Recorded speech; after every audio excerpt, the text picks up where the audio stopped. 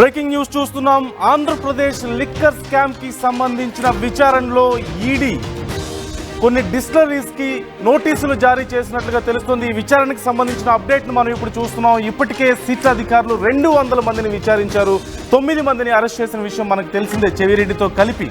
ఈ నేపథ్యంలో నగదు లావాదేవీలకు సంబంధించి అసలు నగదు ఎక్కడి నుంచి ఎటు వెళ్ళింది, చివరికి ఎవరు లబ్ధిదారులుగా ఉన్నారు, వాటిని ఎక్కడెక్కడ ఇన్వెస్ట్ చేశారు, ఏ రూపంలో తీసుకున్నారు, ఇలా అన్ని అంశాలకు సంబంధించి విచారించేందుకు ఈడీ చాలా దూకుడుగా వ్యవహరిస్తున్న విషయం మనం చూస్తూనే ఉన్నాం. ఈ నేపథ్యంలోనే ఈ విచారణలో భాగంగా నగదు అసలు ఎక్కడి నుంచి ఎటు వెళ్ళింది, ఎలాంటి ముడుపులు ఎవరికి అందాయి అనే దానికి సంబంధించి విచారిస్తుంది. దాదాపుగా 15 మేజర్ కంపెనీలకు ఈడీ నోటీసులు జారీ చేసినట్లుగా తెలుస్తోంది. ఏబీటీ డిస్టిలరీస్, అలాగే DMK distilleries, pearl distilleries, SNJ distilleries, Tilak Nagar డిస్టిలరీస్తో పాటుగా పలు మేజర్ కంపెనీలకు కూడా నోటీసులు జారీ అయ్యాయి. 2019-2024 వరకు జరిపినటువంటి లావాదేవీలు కాకుండా 2014 నుంచి 2019 మధ్యలో అసలు ఎలా జరిగింది అనే దానికి సంబంధించి కూడా ఈ డిస్టిలరీస్కి ఎవరెవరు పర్మిషన్ ఇచ్చారు అనే దానికి సంబంధించి కూడా ప్రధానంగా ఇక్కడ విచారణ చేయబోతున్నట్లుగా మనకు తెలుస్తోంది. ప్రధానంగా వైసీపీ మొదటి నుంచి చెప్తున్నమాట, డిస్టిలరీస్కి మాకు సంబంధం ఏంటి, బ్రాండ్స్ అంటే సరే ఇప్పుడు ఉన్నాయి, ఓకే, డిస్టిలరీస్ అన్నీ కూడా టీడీపీ గవర్నమెంట్లో ఇచ్చినటువంటి పర్మిషన్సే కదా, మేము కొత్తగా ఇవ్వలేదు కదా అని మొదటి నుంచి వీళ్ళు చెప్తున్నారు. ఈ నేపథ్యంలో అసలు డిస్టిలరీస్కి ఎప్పుడెప్పుడు పర్మిషన్స్ ఇచ్చారు, ఆ తర్వాత ముఖ్యంగా 2019 నుంచి 2024 మధ్యలో ఏం జరిగింది, డిస్టిలరీస్తో ఈ ఎవరెవరు ఈ వైసీపీలో ఉన్నటువంటి ఇప్పుడు అరెస్ట్ అయిన వాళ్ళలో ఎవరెవరు టచ్లోకి వెళ్ళారు, ఎలాంటి ఒప్పందాలు వారితో చేసుకున్నారు, నగదు లావాదేవీలు ఎలా జరిగాయి, ఎవరికి ఎంతెంత పర్సంటేజ్లు ముట్ట చెప్పారు అనే దగ్గర నుంచి ఈ బ్రాండ్స్ విషయంలో కూడా కీలకమైనటువంటి సమాచారం ఇప్పుడు ఈడీ రాబట్టే అవకాశం కనిపిస్తుంది. నగదు లావాదేవీలకు సంబంధించినటువంటి సమాచారాన్ని బయటకు తీయడం ద్వారా ఈ అంశానికి సంబంధించి పూర్తి సమాచారం మా ఏపీ ఇన్పుట్ ఎడిటర్ కృష్ణమోహన్ అడిగి తెలుసుకుందాం. కృష్ణమోహన్, పలు డిస్టిలరీస్కి ఈడీ నోటీసులు జారీ చేసినట్లుగా తెలుస్తోంది, డీటెయిల్స్ ఏంటి? యాక్చువల్గా అయితే ఈరోజు జరిగిన ఇష్యూలో యాక్చువల్గా దాదాపుగా ఒక 6 నెలల నుంచి కూడా సిట్టు దీని మీద పూర్తి స్థాయిలో విచారణ జరుగుతుంది. 3,200 కోట్ల రూపాయలకు సంబంధించిన ఇష్యూలో అసలు ఎవరెవరు ఏం చేశారు, ఇప్పటికే 9 మంది A39 దాకా 39 మందిని ఈ కేసులో నిందితులుగా చేర్చారు. ఇప్పటికే 9 మందిని దాకా అరెస్ట్ చేసిన పరిస్థితి అయితే ఉంది. సిట్టు అరెస్ట్ చేసిన నేపథ్యంలోనే చాలా ఇంపార్టెంట్ వ్యక్తులందరూ కూడా, నిన్నగాక మొన్న చెవిరెడ్డి భాస్కర్ రెడ్డిని కూడా అరెస్ట్ చేసిన నేపథ్యం మనం చూసాం. ఇందులోపల ధనుంజయ రెడ్డి, రాజు కసిరెడ్డి, తర్వాత ఇట్లా చాలా మందిని, దాదాపుగా 9 మందిని, చైతన్య, ఇట్లా వీళ్ళందరినీ కూడా దాదాపుగా 9 మందిని అదుపులో తీసుకున్న నేపథ్యంలో ఈడీ పూర్తిగా కూడా ఈ వ్యవహారం మీద ఎంటర్ అయిన పరిస్థితి చాలా స్పష్టంగా కనపడుతోంది. ఈడీకి సంబంధించిన వ్యవహారంలో అసలుకి ఇప్పుడు ఈడీ దాదాపుగా ఏదైతే 2019 నుంచి 2024 దాకా ఏదైతే లిక్కర్ కాంబినేషన్ లో ఎవరైతే సర్వీస్ చేశారో, లేకపోతే ఎవరైతే దీనికి సంబంధించి పూర్తి స్థాయిలో సప్లై చేశారో, ఈ కేసుకి సంబంధించి చాలా మందికి కూడా ఈడీ నేరుగా నోటీసులు పంపించిన పరిస్థితి. దీంట్లో ఏబీటీ డిస్టిలరీస్ ఒకటి, డిఎంకే డిస్టిలరీస్ ఒకటి, తర్వాత ఒంగోలుకి సంబంధించిన పెరల్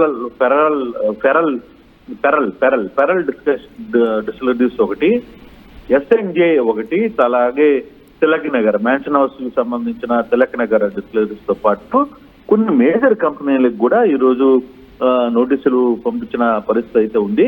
2019 నుంచి 2024 వరకు జరిగిన లావాదేవీలు ఏంటి, వీళ్ళు ఏ విధంగా స్టాక్ మార్కెట్ పంపించారు, అలాగే మార్కెట్ లో వ్యవహారంలో ఏదైతే ఇప్పుడు ఏదైతే ఇష్యూ ఎదుర్కొంటున్నారు ఆ ఇష్యూకి సంబంధించిన దాంట్లో డబ్బులు ఏ రూపంలో పంపించారు అనేది, అంటే మొత్తం లావాదేవీలకు సంబంధించిన వ్యవహారాన్ని మొత్తం కూడా ఈడీకి చేర్పించాలని. అంటే మొన్నటి వరకు సిట్లో ఉన్నింది, చాలా మంది కంపెనీలు ఓకే అనుకున్నాయి, కానీ ఇప్పుడు ఈడీ ఎంటర్ అయిపోయింది కంప్లీట్ గా. ఈ కేసులో ఈడీ ఎంటర్ అయిన నేపథ్యంలో ఇప్పటికే కొంతమందికి ఈ కేసుకు సంబంధించిన 39 మందిలో 2-3 ఈడీ నోటీసులు పంపించిందని కూడా మనకు అర్థమవుతుంది. మరోవైపు ఎక్సైజ్ శాఖ అధికారులకు కూడా ఈడీ నోటీసులు పంపించింది. ఎక్సైజ్ శాఖ ఎండీకి కూడా ఈడీ నోటీస్ పంపించిన నేపథ్యంలో పూర్తి స్థాయిలో ఎవరెవరికి ఏమి లావాదేవీలు జరిగాయి, గత 2019 నుంచి 2024 వరకు జరిగిన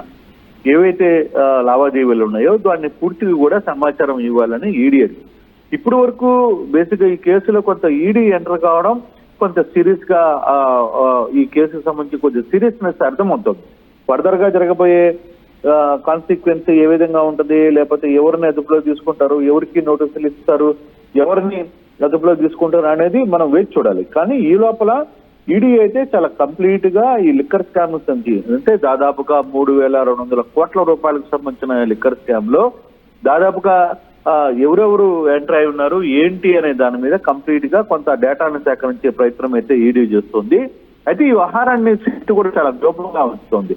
ఎందుకంటే సిట్టును దాటి అది ఈడీలోకి వెళ్ళిపోయింది. ఇప్పుడు ఈడీ ఏ రకంగా ఎవరెవరిని పిలిస్తే వాళ్ళు ఖచ్చితంగా హాజరు కావాల్సిన పరిస్థితి ఉంది. సో అటువంటి పరిస్థితుల్లో ఇప్పుడు కంపెనీలకు కూడా అంటే డిస్టిలరీస్ కూడా ఏదైతే మేజర్ గా గత గవర్నమెంట్ లో మేజర్ గా వ్యవహరించిన డిస్టిలరీస్ కి అంటే కేవలం నేను 5-6 పేర్లే చెప్తున్నాను, కానీ దాదాపు 15-16 కంపెనీలకి డిస్టిలరీస్ కి నోటీసులు ఇచ్చిన పరిస్థితి అయితే ఉంది. బహుశా 2-3 రోజుల్లో దీనికి సంబంధించిన డేటా అంతా కూడా అడుగుతున్నారు.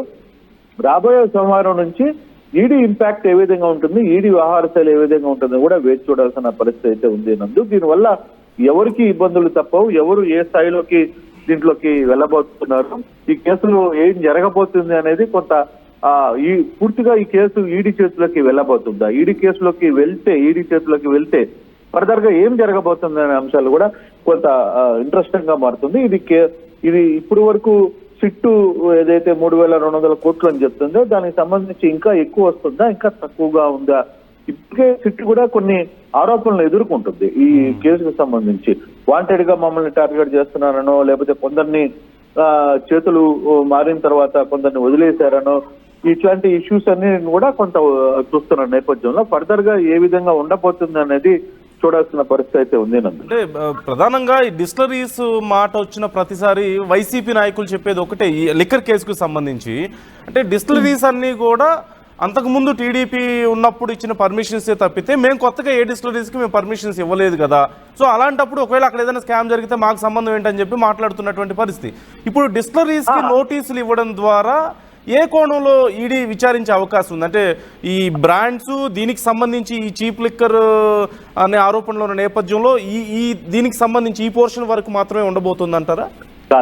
కాదు నందు. బేసిక్ గా గతంలో ఇచ్చిన, ఇప్పుడు కొత్తగా ఇచ్చిన ఎవరైతే 2019 నుంచి 2024 వరకు ఎవరైతే కీ రోల్ చేశారు, ఎవరెవరికి ఎక్కువ స్టాక్ ఇచ్చారు, గవర్నమెంట్ కొందరికి సెలెక్ట్ చేసుకుని వాళ్ళకి ఎక్కువ అంటే చాలా బ్రాండ్లని గతంలో ఆంధ్రప్రదేశ్ లోకి రానికుండా అడ్డుకునింది. ఆ ఆంధ్రప్రదేశ్ లో ఎవరైతే రానికుండా అడ్డుకున్నారో అదొకటి. రెండవది ఎవరికైతే ఎక్కువగా పర్మిషన్స్ ఇచ్చారో, ఎవరికైతే ఎక్కువ ఇచ్చారో వాళ్ళ ద్వారా ఈ స్కామ్ జరిగింది. వాళ్ళు ఇచ్చే ముడుపుల ద్వారా ఈ డబ్బులంతా కూడా దాదాపుగా 3,200 కోట్లు టర్న్ ఓవర్ అయింది. 3,200 కోట్లకి వివిధ రూపాల్లో రాజకేశ్వర రెడ్డి కావచ్చు, లేకపోతే ఇంకో వ్యక్తి కావచ్చు వీళ్ళందరికీ డబ్బులు చేరాయి. ఈ డబ్బులన్నీ కూడా గోల్డ్ షాపుల్లో నగదు కొన్నారు, లేకపోతే బిస్కెట్లు కొన్నారు. వీటన్నిటికి సంబంధించి కొంత డేటా సిటీ దగ్గర ఉంది. ఆ బేస్ చేసుకుని ఇప్పుడు ఈ అరెస్టులు కావచ్చు, లేకపోతే ఈ వ్యవహారం అంతా కూడా జరుగుతుంది. కానీ ఇప్పుడు చెవిరెడ్డి భాస్కర్ రెడ్డి లాంటి వ్యక్తులు ఏం చెప్తున్నారు, అసలు ఈ కేసుకు నాకు సంబంధం లేదు, ఉద్దేశపూర్వకంగా ఈ కేసుల్లో ఇట్లాంటి కేసుల్లో కూడా మమ్మల్ని ఇరికించాలని వాళ్ళకి అంటే ప్రభుత్వం ఎవరి మీద అయితే కక్ష ఉందో వాళ్ళందరూ ఇది మమ్మల్ని ఇరికించాలనే ప్రయత్నం చేస్తుంది అనేది చెవిరెడ్డి భాస్కర్ రెడ్డి లాంటి వ్యక్తులు ఇప్పుడు తాజాగా ఆరోపిస్తున్న పరిస్థితి. కానీ ఈ వ్యవహారంలో గతంలో ఇచ్చారా గవర్నమెంట్, లేదు ఇప్పుడు ఇచ్చారా అని కాదు, 2019 నుంచి 2024 మధ్యలో ఎవరైతే ఎక్కువగా సేల్స్ చేశారో ఏపీ ఆంధ్రప్రదేశ్ లో ఎవరైతే ఎక్కువగా సేల్ చేశారో వాళ్ళు మాత్రమే ఎందుకు ఇచ్చారు, మిగతా వాళ్ళకి మిగతా కంపెనీస్ చాలా ఉన్నాయి. ఇప్పుడు బ్లాక్ లేబుల్ కావచ్చు, ఇంకోటి కావచ్చు, ఇట్లాంటి కంపెనీలను కూడా గతంలో ఎందుకు ఆంధ్రప్రదేశ్ లేదు, మాత్రమే ఆంధ్రప్రదేశ్ లోకి ఎందుకు వచ్చాయి, ఏ కంపెనీలకు వచ్చాయి, ఈ కంపెనీలకు సంబంధించి యనమల సంబంధించిన కొన్ని కంపెనీలకు వచ్చాయి, అలాగే మాగుంట శ్రీనివాసరెడ్డికి సంబంధించిన కొన్ని కంపెనీలు వచ్చాయి. ఇట్లా చాలా సంబంధించిన చాలా కీలకమైన నేతలకు సంబంధించిన వ్యక్తులందరూ కూడా ఈ కంపెనీలను కూడా లిక్కర్ సేల్స్ ఎక్స్ట్రా వచ్చాయి. ఆ బేస్ చేసుకుని ఈడీ పూర్తిగా డేటా మొత్తం సేకరిస్తున్న పరిస్థితి అయితే ఉంది. అయితే ఈ వ్యవహారంలో చూడాలి, అంటే మొన్నటిదాకా సిట్ మీద కొన్ని ఆరోపణలు వచ్చాయి. సిట్టు పలానా వాళ్ళకి ఫేవర్ చేస్తుంది, లేదు పలానా వాళ్ళకి చేయట్లేదు, కొంతమందిని వదిలేస్తుంది, లేదు కొంతమందిని గట్టిగా పట్టుకుంటుంది అని. కానీ ఇప్పుడున్న పరిస్థితుల్లో ఇదే విషయం మీద అంటే కేసులు కూడా హైకోర్టులో కావచ్చు, లేకపోతే కోర్టులో కూడా అరెస్ట్ అయిన దగ్గర జడ్జిలు కావచ్చు, లాయర్స్ మధ్య చాలా పెద్ద వాదన అయితే జరుగుతుంది. ఎందుకు మీరు 39 అంటే 39 మంది పేర్లు ఉంటే కేవలం 9 మందిని ఎందుకు అరెస్ట్ చేశారు? మిగతా వాళ్ళని ఎందుకు అరెస్ట్ చేయలేకపోయారు? ఎందుకని వీళ్ళందరినీ మీరు వదిలిపెట్టారు? అట్లాంటి చాలా ఇష్యూస్ నడుస్తున్నాయి. దీని మీద పూర్తి స్థాయిలో ఒక విచారణ అయితే జరగబోతుంది. అయితే ఇప్పుడు ఈడీ ఎంటర్ అయింది కాబట్టి తద్వారా ఏమి అసలు కేసుని ఎందుకు అరెస్ట్ చేయలేకపోయారు, కొందరు మాత్రమే ఎందుకు సెలెక్టివ్ గా కొంతమందిని మాత్రమే ఎందుకు అరెస్ట్ చేస్తున్నారు అనే అంశాల మీద కొంత చర్చ అయితే జరిగే పరిస్థితి అయితే కనబడుతుంది. చూడాలి ఫర్దర్ గా ఇప్పుడు ఇచ్చిన నోటీసులు బట్టి కావచ్చు, లేకపోతే ఫర్దర్ గా జరిగిపోయే ఈడీ యాక్షన్ ఏ విధంగా ఉండబోతుంది అనే అంశాన్ని కూడా మనం చూడాల్సిన అవసరం అయితే ఉంది. Right, thank you Krishnamohan.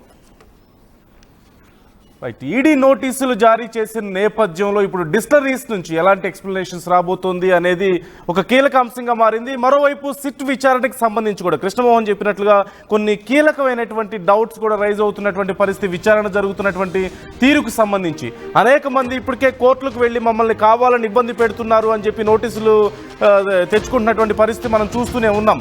మరోవైపు నిజంగానే 39 వరకు కూడా లిస్టులో జాయిన్ చేసినప్పటికీ కూడా ఎందుకు కేవలం 9 మందిని మాత్రమే అరెస్ట్ చేశారు? ఇప్పటికీ మిగతా వారిని ఎప్పుడు విచారిస్తారు అంటూ కోర్టులు ప్రశ్నిస్తున్నటువంటి పరిస్థితి మనకు కనిపిస్తుంది. మరి ఈ విషయంలో అధికారులు ఏం సమాధానం చెప్పబోతున్నారు? Enriching the learning experience with the leaders and resources of the world. KLH Global Business School. తెలుగులో న్యూస్ కి ఫాస్టెస్ట్ యాప్ ఇప్పుడు టోటల్లీ న్యూ అవతార్లో జస్ట్ 5 seconds లో కంప్లీట్ న్యూస్, సోషల్ మీడియాలో ట్రెండ్స్ కి one stop solution, live TV app, voice search option తో ఇప్పుడే download చేయండి లేదా అప్డేట్ అయిపోండి. యాప్ లింక్ డిస్క్రిప్షన్ లో ఉంది.